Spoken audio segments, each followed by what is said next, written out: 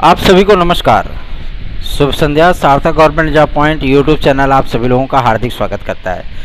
Channel पर नए हैं तो चैनल को सब्सक्राइब, वीडियो को लाइक, शेयर, ये 3 कार्य कर लीजिए। बेल आइकन दबा करके रखेंगे तो आपको नोटिफिकेशन मिल जाएगा और आप उसे शेयर कर सकेंगे। हमने आप सभी लोगों से ये चीज़ें कही थी कि आपका शिक्षा सेवा चयन आयोग 15 तारीख तक गठन उसका हो जाएगा और उसी पे प्रक्रिया आपकी चल रही है, ठीक है ना।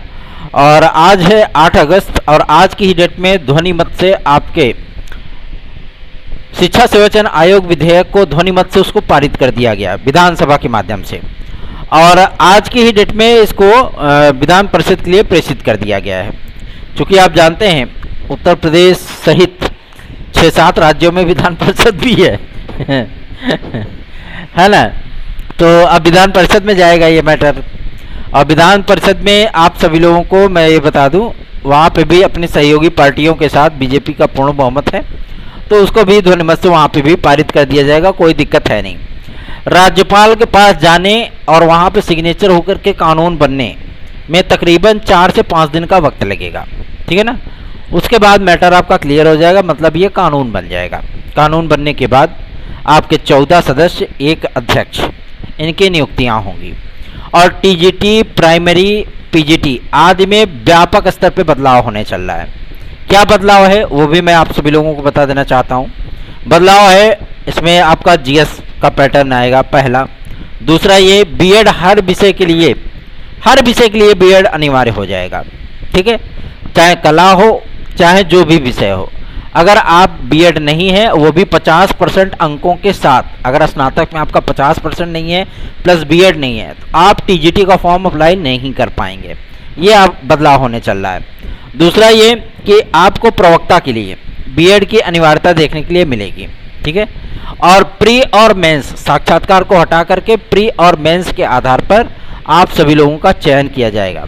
अब मेंस कराते हैं कि साक्षात्कार रखते हैं, ये बोर्ड के अपने अधिकार में होगा और लेकिन नियमावली जो आप लोगों की बता रही है उस नियमावली में आप सभी लोगों को ये चीज़ें देखने के लिए मिलने वाली हैं। तो बिल्कुल भी चिंतित होने की आवश्यकता नहीं है, निश्चिंत हो जाएं आप सभी लोग, बेफिक्र हो जाएं और सार्थक government job point YouTube channel को सब्सक्राइब करके वीडियो को लाइक अवश्य किया करें। उसकी मैं आप सभी लोगों को एक बात मैं और भी स्पष्ट कर दूं कि इसमें जो एलटी ग्रेड की जो वैकेंसी आ रही है, ठीक है ना, और इसमें जो मतलब नॉन बीएड वाले स्टूडेंट हैं, ठीक है, जो मतलब ये आपका टेक्निकल फाइन, बीएफए आदि के विद्यार्थी हैं, इन विद्यार्थियों को इस बार फॉर्म भरने के लिए अप्लाई करने के लिए थोड़ी मुश्किलों का सामना करना पड़ सकता है, क्योंकि ये पुरानी नियमावली पर आपकी भर्ती होने चल रही है। जो नियमावली आपकी 2018 में थी सेम वही नियमावली 2023 में भी है, ठीक है। टीजीटी की नियमावली आपकी एलटी ग्रेड में लागू नहीं हुई है, ठीक है ना। इसीलिए नए शिक्षा सेवा चयन आयोग के पास आपकी टीजीटी सहित अन्य जो अर्धशासकीय सहायता प्राप्त विद्यालय है उसकी वैकेंसी है, एडेड हाई स्कूल शिक्षक भर्ती है, ठीक है ना, ये सारी भर्तियां उनके पास हैं। संस्कृत माध्यमिक विद्यालयों की भर्तियां हैं, लेकिन सरकारी जितने भी कॉलेजेस हैं, चाहे वो डिग्री कॉलेजेस हों चाहे आपके राजकीय मतलब राजकीय महाविद्यालय हों या राजकीय माध्यमिक विद्यालय हों, उन सभी की अथॉरिटी केवल और केवल लोक सेवा आयोग के पास है। और लोक सेवा आयोग ने राजकीय शिक्षक सेवा नियमावली में किसी भी प्रस्ताव को बना करके अभी तक फिलहाल शासन के पास नहीं भेजा है कि इसमें किसी प्रकार का संशोधन हो, ठीक है ना। और इसमें जो संगीत गायन वाले विद्यार्थी हैं हमारे भाई बहन, मैं उनके लिए भी बता दूं, उनके लिए भी बीएड अनिवार्य हो गया है, ठीक। विदाउट बीएड कोई भी फॉर्म अप्लाई नहीं कर सकता, ये कन्फर्म है, ठीक है ना। नॉन बीएड वाले स्टूडेंट के लिए थोड़ी सी मुश्किलों का सामना इस बार जरूर होगा, क्योंकि इस बार का जो प्रस्ताव है वो आत्मघाती है। आत्मघाती इसलिए मैं कहूँगा क्योंकि नॉन बीएड वाले स्टूडेंट की अभी तक नियुक्तियाँ नहीं हुई हैं 2018 की। वो विद्यार्थी सिलेक्ट हुए और कबाड़ के भाव जो है निकाल करके फेंक दिए गए डॉक्यूमेंट वेरिफिकेशन में, ठीक है ना। तो बेहतर तो यही है कि सिलेक्शन के बाद आप सभी लोगों को समस्याओं का सामना करना पड़े, इससे बेहतर अगर आप फॉर्म नहीं भर पाएंगे थोड़ा कम तकलीफ होगी, लेकिन फॉर्म भरने के बाद मेहनत करने के बाद और जब आपका सिलेक्शन हो जाए और जब आपको डॉक्यूमेंट वेरिफिकेशन में छांट दिया जाए कि नहीं आप योग्य ही नहीं है उसके लिए, ठीक है ना, तो आपको तकलीफ होती है। ऐसी परिस्थितियां 2018 में हो चुकी हैं, लेकिन 2023 में वो चीज़ें ना होने पाए, इसके लिए हम सभी लोग प्रयास कर रहे हैं कि आप लोगों को यदि अवसर मिल सके तो बहुत ही अच्छा है, यदि अवसर नहीं भी मिलता है तो आगे की आप तैयारी करिएगा बीएड वगैरह करके, है ना, क्या कर सकते हैं उसमें, क्योंकि आप लोगों का सहयोगात्मक रवैया तो होगा नहीं, फिर 2-4 विद्यार्थियों के लिए तो हम भटकने वाले हैं नहीं, है ना। जहाँ पे 10, 20, 50, 100, 200, 500 विद्यार्थी होते हैं या 1000, 2000 विद्यार्थी होते हैं, वहाँ पे कोई चीज़ें सोची जाती हैं। 2, 4, 5 विद्यार्थियों को लेकर के जो है मतलब भटकने वाले इंसानों में नहीं है, ठीक है ना, क्योंकि उसमें धन और समय दोनों जाता है। तो ये प्रपोजल बन के गया है गवर्नमेंट के पास एलटी ग्रेड और जीआईसी प्रवक्ता के विज्ञापन को जारी करने के लिए। जीआईसी प्रवक्ता में कंफर्म हो गया है, बिना बीएड के कोई भी विद्यार्थी अप्लाई नहीं कर सकता, यह कंफर्म हो गया है, ठीक है ना।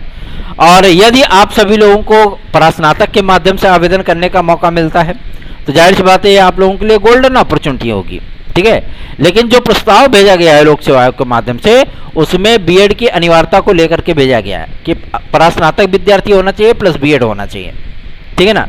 तो ये चीज़ें आप लोगों को देखने के लिए मिलेंगी, इसलिए आप लोग अपनी तैयारियां शुरू कर सकते हैं। तैयारियां बेहतरीन ढंग से करिए ताकि सार्थक government job point YouTube channel की जो मुहिम है वो मुहिम हमेशा से ही आप लोगों के लिए कारगर सिद्ध हो, ठीक है। कुछ विद्यार्थी हमसे पूछ रहे हैं कि भैया हम ओबीसी में हैं, ओबीसी में नहीं जनरल ओबीसी में हैं, और जो विषय की हम काउंसलिंग कराने गए थे वहाँ शिक्षा निदेशालय में, वहाँ उसी वर्ग की पीएस की सीट खाली थी, ठीक है, और वहाँ से हमको वापस भेज दिया गया, हमारी काउंसलिंग नहीं की गई, है ना, हमको नियुक्ति नहीं मिली, हमको कॉलेज आवंटन नहीं हुआ। तो मैं आप सभी लोगों से एक चीज़ बताना चाहता हूँ कि जिस वर्ग की, जिस सब्जेक्ट में जिस वर्ग की, ठीक है, सीटें रिक्त होती हैं, चाहे वो जनरल हो, ईडब्ल्यूएस हो, ओबीसी हो, एससी हो, एसटी हो, वो सभी सीटें उसी वर्ग को जाती हैं, चाहे आपके अंक कितने भी हों, उससे मतलब नहीं है, ठीक है ना। अगर आप ओबीसी में आते हो तो आप जनरल की सीट पे ओवरलैप नहीं करोगे क्योंकि ये वेटिंग लिस्ट है, ठीक, ये वेटिंग लिस्ट है, इसमें ओवरलैप करने का सपना छोड़ दीजिए बिल्कुल भी। अगर मान लीजिए कि ओबीसी की सीट है तो जनरल का विद्यार्थी उसमें जाएगा ही नहीं, कोई सवाल ही नहीं पैदा होता, ठीक है ना। लेकिन अगर आप सोचते हैं कि हम जनरल की सीट में ओवरलैप कर जाएंगे क्योंकि हमारा जो मेरिट है वो जनरल के बराबर है ना, तो नहीं, ऐसी चीज़ें नहीं हो पाएंगी, ठीक है। वो सीट जनरल की है तो जनरल को ही मिलेगी, उसमें आप ओवरलैप नहीं कर पाएंगे क्योंकि ये प्रतीक्षा सूची है, ठीक। और ऐसे ही मान लीजिए कि अगर दिव्यांगजनों का कोटा है और उसमें सीट खाली है और कोई मतलब ओबीसी कैटेगरी का विद्यार्थी है, वो ठीक ठाक है, फिटफट है, तो वो अगर चाहे इकलौता विद्यार्थी वो होगा, वो विकलांग कोटे से मतलब दिव्यांग कोटे से वो सीट नहीं अर्जित कर सकता, मतलब उसकी काउंसलिंग नहीं होगी, ठीक है। शेड्यूल कास्ट की जो सीटें हैं अगर वो दिव्यांगजनों में है तो दिव्यांगजन को ही पाएगा उसको, अगर वो नॉर्मल में मतलब शेड्यूल कास्ट में है तो नॉर्मल शेड्यूल कास्ट के विद्यार्थियों का चयन होगा, ठीक है। अगर महिला वर्ग की सीट है तो जाहिर सी बात है महिला वर्ग पाएगी, बालिका वर्ग पाएगी उसको। अगर पुरुष वर्ग का सीट है तो पुरुष वर्ग ही जाएगा, भले ही उसने अप्लाई किया हो कि हम, क्योंकि बालिकाएं होती है ना, महिला बालक और बालिका वर्ग दोनों में अप्लाई कर लेती हैं, तो भले उसने बालक वर्ग में अप्लाई किया हो लेकिन उसको सीट नहीं मिलेगी, उसको केवल बालक वर्ग को ही सीट मिलेगी, अगर वो बालिका वर्ग में रहेगी तभी उसको सीट मिलेगी। तो आप कॉन्सेप्ट समझ में आया ना। तो अब ऐसी चीज़ें मत पूछा करिए बिल्कुल भी, ठीक है। और यदि आप लोगों को किसी भी प्रकार की कोई दिक्कत है ज्वाइनिंग आज से रिलेटेड या कुछ भी, तो आप 830 32 72 282 इस व्हाट्सएप नंबर पर हमसे संपर्क कर सकते हैं, पूछ सकते हैं सारी चीज़ें, ठीक है। बिल्कुल भी चिंतित होने की आवश्यकता नहीं है, निश्चिंत होकर के आप सभी लोग अपनी तैयारियां करिए। चलिए आगे बढ़ते हैं। अब बात करेंगे आपके, जो मैंने कहा था कि 15 तारीख तक आपका आयोग बन जाएगा, क्योंकि मेरा लखनऊ जाना कभी खाली नहीं गया है। मेरा लखनऊ जाने का मतलब यह है कि आप सभी लोगों के कार्यों की सिद्धि, ठीक है। मैं आप लोगों को इसीलिए गारंटीड कर रहा हूँ ना कि प्राथमिक शिक्षक भर्ती की एक 80,000 की वैकेंसी आप लोगों की आने वाली है, ठीक है। बीएड वर्सेस बीटीसी केस का जो फाइनल ऑर्डर है ना, अब तो हमें ये भी चीज़ें लग रही हैं कि जो न्यायाधीश महोदय हैं शायद अभी तक वो डिसीजन ही पूरा नहीं कर पाए हैं, है ना, इसीलिए ये मामला थोड़ा बहुत लटकता हुआ नजर आ रहा है, ठीक है। और सबसे बड़ी चीज़ है कि मेजोरिटी पूरी तरीके से बीएड विद्यार्थियों के पक्ष में है, चाहे वो राज्य सरकारों की बात कर ली जाए, केंद्र सरकार की बात कर ली जाए, एमएचआरडी मिनिस्ट्री की बात कर ली जाए, जो मतलब आपका शिक्षा मंत्रालय है भारत देश का, साथ ही साथ 188 प्राइवेट और सरकारी विद्यालयों ने बीएड के पक्ष में जो है रिटर्न सबमिशन अपना दाखिल किया था। अब आप स्वयं समझ लीजिए कि इतने सारे लोगों ने बीएड का पक्ष लिया है और एनसीटीई ने यहाँ तक कि लिख के दे दिया था कि 2027 से पूरे देश में केवल और केवल बीएड चलेगा, बाकी सारे कोर्सेज समाप्त कर दिए जाएंगे, चाहे वो प्राथमिक स्तर पे हो चाहे वो माध्यमिक स्तर पे हो। बात समझ में आ रही है ना? तो ये सारी चीज़ें आपकी समाप्त होने वाली हैं। तो जाहिर सी बात है, इतनी अपॉर्चुनिटी देने के बाद भी सर्वोच्च न्यायालय बीएड विद्यार्थियों को किसी भी कीमत पर बाहर नहीं कर सकता। रही बात ब्रिज कोर्सेज की, जिस पे ज़्यादा लोड दिया गया है कि डीएलएड बीटीसी करने वाले विद्यार्थी ब्रिज कोर्सेज नहीं करते, वो डायरेक्ट अप्लायर हो जाते हैं, उसमें वो अधिकारी हैं प्राथमिक शिक्षक भर्ती के। और बीएड वाले विद्यार्थियों की यदि नियुक्ति किया जाता है तो उनको 6 माह का ब्रिज कोर्स करना होता है। ये एनसीटीई ने कहा था, एनसीटीई ने इसको काउंटर किया था इस वजह से कि ब्रिज कोर्सेज इसलिए अनिवार्य किए जाते हैं ताकि जो अध्यापक उसमें जाएं वो ट्रेंड हो जाएं, क्योंकि उनका जो एजुकेशन होता है वो विद्यालयों में होता है। बात समझ रहे हैं ना? उनका जो कोर्सेज होता है वो विद्यालयों में होता है और जो डीएलएड और बीटीसी वाले विद्यार्थी होते हैं वो डायटों पे अपनी ट्रेनिंग कंप्लीट करते हैं, जिसको जिला शिक्षण एवं प्रशिक्षण संस्थान बोलते हैं। ठीक है, ये चीज़ें क्लियर हो गई। तो इसलिए मैं आप सभी लोगों को कह रहा हूँ कि ब्रिज कोर्सेज आप सभी लोगों के लिए, चाहे वो डीएलएड का विद्यार्थी हो, बीटीसी का विद्यार्थी हो या बीएड का विद्यार्थी हो, सर्वोच्च न्यायालय सभी के लिए अनिवार्य करने चल रहा है, या तो इसको पूरी तरीके से खारिज कर देगा। कोई ब्रिज कोर्सेज नहीं, डिग्री है ना, एलिजिबिलिटी है ना, आप मानते हो कि हाँ एलिजिबल है विद्यार्थी, तो ठीक है उसको नौकरी दो। ठीक, बात समझ में आई ना? इसके लिए निश्चिंत रहिए, बिल्कुल भी 80,000 पदों का विज्ञापन है आपके प्राथमिक का और लगभग 19,500 पदों का विज्ञापन है आपके उच्च प्राथमिक का। ठीक है, भाषा शिक्षक जिसे बोलते हैं, ये वैकेंसियां आपकी आ रही हैं। रही बात आपके एडेड जूनियर हाई स्कूल शिक्षक भर्ती को लेकर के, गवर्नमेंट खुद ही उहापोह में है कि आखिर इस भर्ती का करे तो करे क्या करें, है ना? क्योंकि एसटीएफ ने जो रिपोर्ट दी थी उसमें स्पष्ट कर दिया था कि हाँ ये पेपर आउट हुआ था। फिर भी गवर्नमेंट पे दबाव डाल डाल के हम लोगों ने रिवाइज रिजल्ट जारी कराया, इस उम्मीद में कि विद्यार्थी जो है हाथों हाथ लेंगे। लेकिन विद्यार्थी कहते नहीं कि कूक मंडूक है, मतलब कुएं के मेढक, वो जितना गोलाकार कुआं होता है उसी को उतनी दुनिया समझ बैठते हैं। कह रहे अब तो रिजल्ट आ गया, अब तो काउंसलिंग डेट आ ही जाएगी और हम 150 में 150 टाँके हैं तो हमारा तो हो ही जाएगा। वो ये भूल चुके हैं कि जितने पद हैं उससे कहीं ज़्यादा विद्यार्थी 150 में 150 वाले हैं। तो भैया मेरिट का निर्धारण कैसे होगा, कैसे होगा बताइए आप? ये सारी दिक्कतों का सामना करना पड़ रहा है। ठीक है, और अभी 50% वाला मामला सॉल्व भी नहीं हुआ, क्योंकि जितने विद्यार्थियों को का आवेदन लिया गया था वो सारी, चलो ये तो पुरानी बातें हो गई हैं, इसमें अभी कोई मुद्दा नहीं बचा है। आगे बढ़ते हैं, बात करते हैं आपके यूपी ट्रिपल एससी को लेकर के। यूपी ट्रिपल एससी में आज एक मीटिंग देखने के लिए मिली जो कि आपकी संबंधित थी पीईटी में अनिवार्यतम कट ऑफ को लेकर के, जो आप लोगों को देखने के लिए मैं इसमें काफ़ी मंथन हुआ है। अनिवार्यतम कट ऑफ को लेकर के फिक्स कट ऑफ आप इससे बोल सकते हैं, ठीक है ना? और आयु वर्ग की छूट को लेकर के भी, चूंकि विभिन्न प्रकार की भर्तियों में आप लोगों को अलग अलग आयु वर्ग देखने के लिए मिलता है। किसी में आपका 18 से शुरू होता है, किसी में आपका 21 से शुरू होता है, 21 से 40 रहता है, किसी में 18 से 30 रहता है। तो ये चीज़ें मतलब आपको देखने के लिए मिलने वाली हैं, ठीक है ना? तो किस वर्ग में कैसे कैसे आयु वर्ग रखा जाए, इस बारे में भी पूरा ब्लूप्रिंट उसका तैयार किया गया और इस पर फिर से मीटिंग होगी। लेकिन आज पूरी मीटिंग उसकी फाइनल नहीं हुई कि आपको एज रिलैक्सेशन मिल गया हो या पीईटी में एक निश्चित फिक्स कट ऑफ हो गई हो, ठीक है? एजीटीए के विज्ञापन सहित जो आपके 1-2 परीक्षाएं पेंडिंग है आयोग की, उन पेंडिंग परीक्षाओं को लेकर के भी बातचीत हुई है मीटिंग में। और मुख्य सेविका सहित आप सभी लोगों को जो वीपीओ की वैकेंसी आई थी और जो आपके पुराने मतलब कुछ नई वैकेंसियों के विज्ञापन लिए गए थे, जहाँ आवेदन लिए गए हैं, उन सभी का पूरा शेड्यूल बनाया जा रहा है। तो आप लोगों को बहुत जल्दी ही एक बड़ा शेड्यूल देखने के लिए मिल सकता है, एग्ज़ाम शेड्यूल। और आप लोगों का जो पेपर है ना वो सितंबर लास्ट अक्टूबर से स्टार्ट हो जाएगा।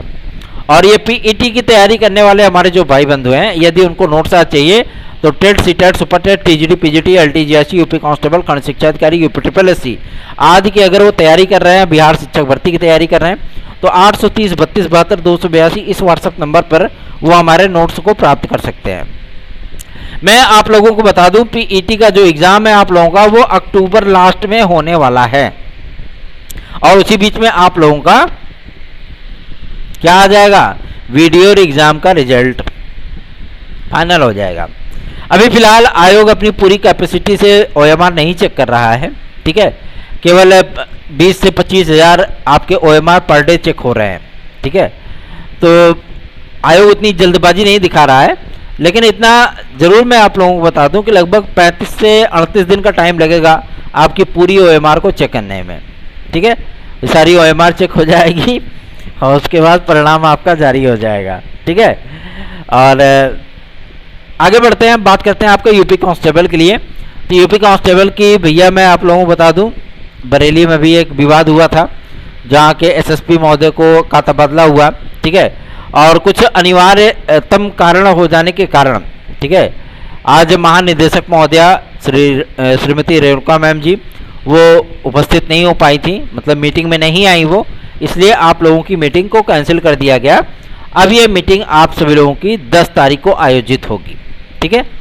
वरिष्ठ जो वहाँ के सदस्य महोदय हैं उन्होंने बताया है कि भैया ऐसी बात है, मीटिंग आज नहीं हो पाई है, और आय वर्ग को लेकर के जो गवर्नमेंट को प्रस्ताव भेजा गया था आपके यूपी कांस्टेबल और यूपीएसआई के लिए, इस प्रस्ताव को गवर्नमेंट ने पुनः प्रेषित करने के लिए कहा है कि क्या क्राइटेरिया बनाया जाए आरक्षित और अनारक्षित वर्ग के लिए, ताकि किसी भी प्रकार से उसमें जो है वो गलतफहमी की शिकार ना हो विद्यार्थी, ठीक है। पूरे मैटर एकदम क्लियर होने चाहिए, इसलिए उसका फिर से प्रस्ताव बनाया जाएगा कि हाँ ये चीज़ें इतने आयु वर्ग से इतने आयु वर्ग तक रखा जाए अनरिजर्व कैटेगरी का, और इतने आयु वर्ग से इतने आयु वर्ग तक रखा जाए रिजर्व कैटेगरी का। देखना दिलचस्प होगा कि कितने वर्षों की छूट आप लोगों को मिलती है, लेकिन ये तो क्लियर है कि हमारे जो पुलिस प्रोन्नति बोर्ड के भर्ती तैयारी करने वाले विद्यार्थी है ना, उनको मिलेगा ही मिलेगा, उसमें कोई तो नहीं, टेंशन नहीं लेने का, एकदम टनाटन आगे बढ़ते रहो, तैयारी करते रहो। और सार्थक government job point YouTube channel को अगर आप लोग सब्सक्राइब करोगे तो जाहिर सी बात है आप लोगों के जो समस्याएं होती हैं, महाकाल की सौगंध, उस सारी समस्याओं का निराकरण हो जाएगा, ठीक है, क्योंकि आपकी समस्याएं वो मैं अपनी व्यक्तिगत समस्याएं मानता हूँ, ठीक है ना, और उनका निराकरण करने के लिए हम पूरे जी जान से जुड़ जाते हैं। तो तैयार हो जाइए एलटी ग्रेड जीआईसी प्रवक्ता के लिए, साथ ही साथ आरओ खंड शिक्षा अधिकारी आदि के लिए, ठीक है, क्योंकि आयोग ने एकदम क्लियर कर दिया भैया, लेटर भेज दिया शासन को, और कल तक ये लेटर प्राप्त भी हो जाएगा, क्योंकि माध्यमिक शिक्षा मंत्रालय और सचिवालय से सूचना प्राप्त हो रही है कि जैसे ही लोक सेवा आयोग का ये लेटर प्राप्त होगा वैसे ही सारी चीज़ें आपकी क्लियर होना शुरू हो जाएंगी, ठीक है। तो बिल्कुल भी चिंतित नहीं होने का, एकदम आराम से तैयारी करिए, बिंदास होकर के, कोई दिक्कत नहीं, कोई टेंशन नहीं, चाहे वो प्राथमिक शिक्षक भर्ती हो, चाहे यूपीटीईटी हो, चाहे आपका लोक सेवा आयोग से आने वाली भर्तियाँ हो। टीजीटी पीजीटी 2023 का जो विज्ञापन आ रहा है उसमें आप लोगों को बहुत अमूलचूल परिवर्तन देखने के लिए मिलेगा।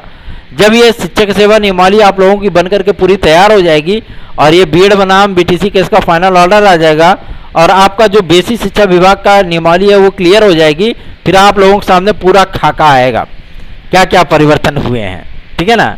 परिवर्तन कुछ सुखद होंगे तो कुछ दुखद भी होंगे, मैं मानता हूँ इस चीज़ को।